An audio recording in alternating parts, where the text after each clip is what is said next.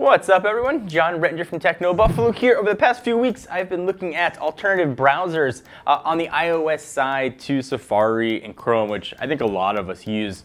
Taking a look at what Opera's had to offer, we looked at Opera Coast and we looked at Opera Mini. And a lot of folks wanted to know which one I would use and which one was better, what the differences was. I went through all the comments on them. So let me go ahead and tell you what I think is good about them, bad about them, and which one that I would pick. And hopefully, if you're looking for an alternate browser, one that's going to do something that sort of the big two don't do, give one of the Operas a shot. They're both really, really solid alternatives. Let's start with Opera Coast. And again, if you haven't seen any of these videos, we'll link them down in my pants region. So first, I loved the UI of it. I'm a nut for pretty design, and this one was the prettiest browser that I've used. It was really, really clean. I liked when I was looking at a website, there was no clutter really on the screen at all. There were just 3 icons, and that was it. Sharing is really important to me when I'm doing websites. I'm sharing stuff to the staff. I want them to see an article. I'm sending stuff home to my wife or my sister or whatever. So they made sharing really, really elegant. When you hit the share button, you almost get a thumbnail of that article as well, which I really like. Just a small sort of token to show that they're really putting a lot of effort to design. I like the tiles interface a lot too. I like to be able to interact with them.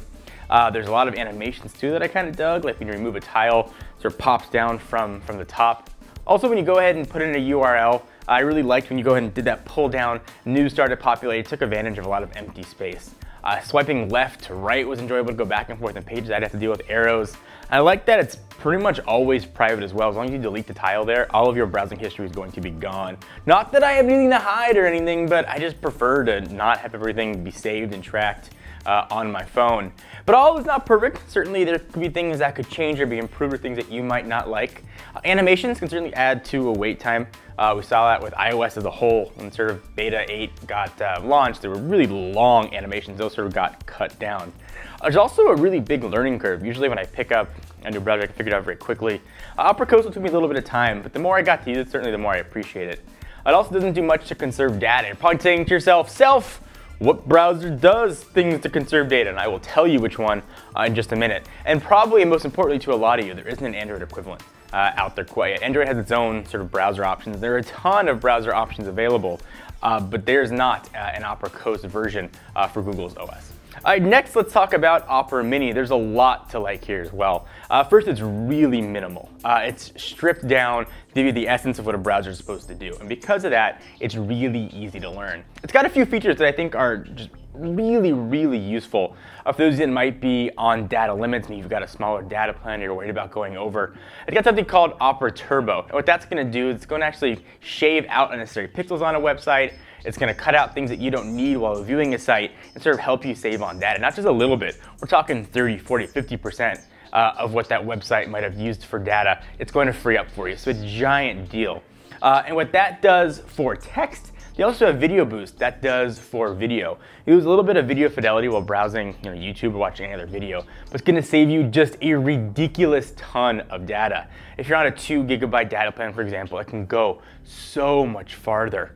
So that's a huge deal if you're worried about data. I like the Discover Newsfeed feature as well. As you sort of swipe over to the right, you get news that populates right there as well. But like everything, things aren't always perfect.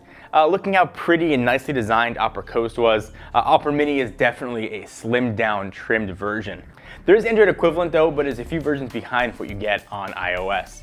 So if I had to pick one, in fact I have picked one, when I go to browse, I'm picking Coast. I like the way it looks, I like the UI, I like the attention to detail in it. I've got a 10 GB plan, I'm never even come close to using that, so I'm not worried about my data usage. I really like the way it looks, I like the minimal design of it, I like being able to swipe back and forth to refresh pages. But for me, it's a personal taste. I just appreciate the design that went into it. If I was on a lower data plan and I want to conserve data, or I wasn't always on Wi-Fi, for example, I would use Opera Mini in a heartbeat. If you haven't tried it, and if you're sort of worried about how much data you're going to be using, give them both a shot. They're both free to download and available from the App Store. Thank you guys for watching. I hope you enjoyed. Give a thumbs up for alternative browsers. Until next time, I'm John Rettinger from Techno Buffalo. See you next video. Bye-bye. Thank you guys for watching another Techno Buffalo video. I hope you enjoyed. We love consumer electronics here, and if you are as passionate about them as we are, hit the big subscribe button. We've got new videos coming at you every day. We talk about phones, tablets, laptops, and everything in between. And if you like video games, check us out at Twitch, where we play video games, although admittedly not very well, at twitch.tv/technobuffalo. All the links are right down below.